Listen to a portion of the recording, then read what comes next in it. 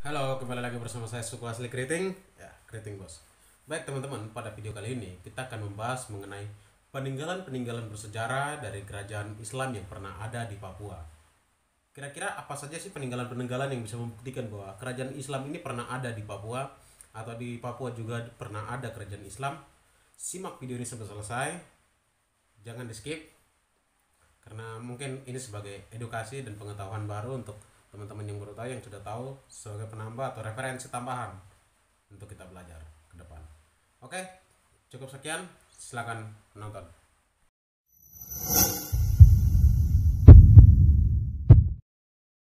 Di Pulau Cendrawasih juga masih banyak terdapat bukti-bukti material yang merupakan jejak peninggalan Islam di tanah Papua. Di antaranya 3 masjid kuno, Tunas Gain di Kampung Tunas Gain, distrik Fakfak Timur, Masjid Tubir Seram di Pulau Tubir Seram, dan Masjid Patimburak di Kampung Patimburak yang sudah berusia ratusan tahun.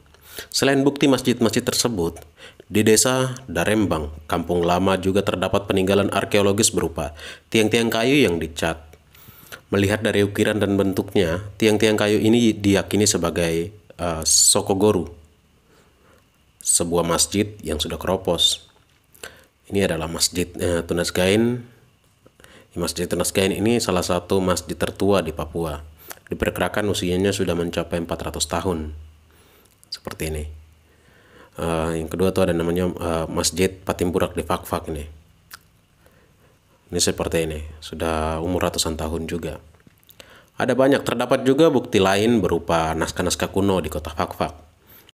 Masih tersimpan 5 buah manuskrip berumur 800 tahun, berbentuk kitab dengan berbagai ukuran yang diamanahkan kepada Raja Patipi ke-6, Haji Ahmad Iba. Manuskrip tersebut berupa mushaf Al-Quran yang berukuran 50 cm x 40 cm.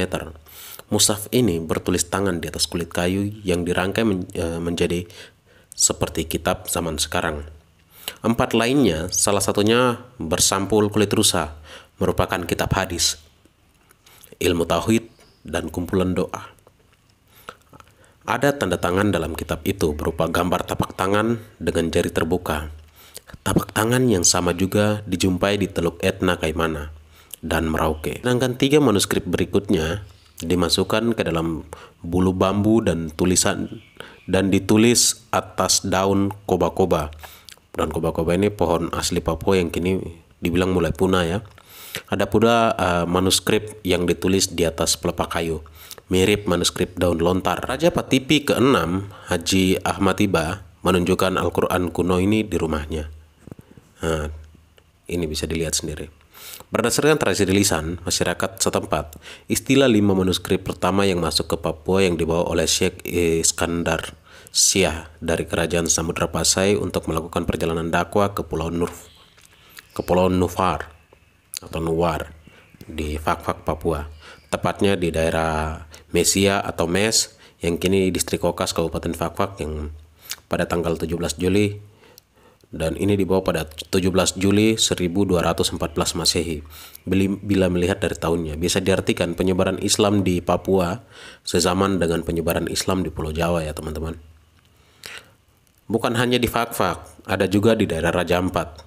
Di daerah Raja Ampat terdapat bukti-bukti peninggalan penyebaran Islam, di antara lain ialah living monument atau masjid-masjid dan dead monument atau makam-makam lama Islam.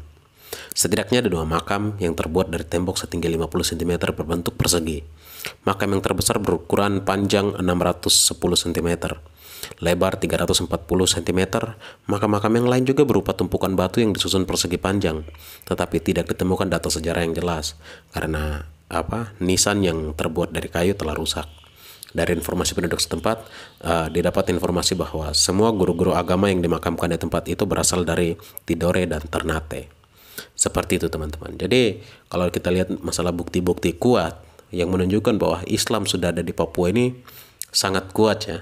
Bukti-bukti ini kalau kita perhatikan, soalnya ini berdasarkan penelitian dari arkeolog juga, bahwa Islam ini sudah masuk atau penyebarannya sudah sampai di tanah Papua itu sekitar abad-abad sebelumnya.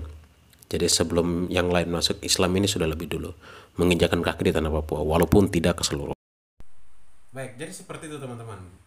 Peninggalan-peninggalan kuno dari kerajaan-kerajaan Islam yang pernah ada di Papua ini membuat kita menjadi berpikir bahwa sebenarnya saya mulai berpikir kalau ya Islam lebih dulu sebelum agama Kristen. Walaupun sekarang kita menyatakan bahwa di Papua mayoritas agama Kristen, tapi saya bilang itu hanya di beberapa kota. Tidak semua kota di Papua itu mayoritas agama Kristen. Ada beberapa daerah juga yang mayoritas Islam, ada juga beberapa daerah yang mayoritas Protestan, Katolik dan lain-lain itu. Mungkin cukup sekian dari saya. Kurang lebihnya mohon maaf, semoga video ini bermanfaat. Terima kasih.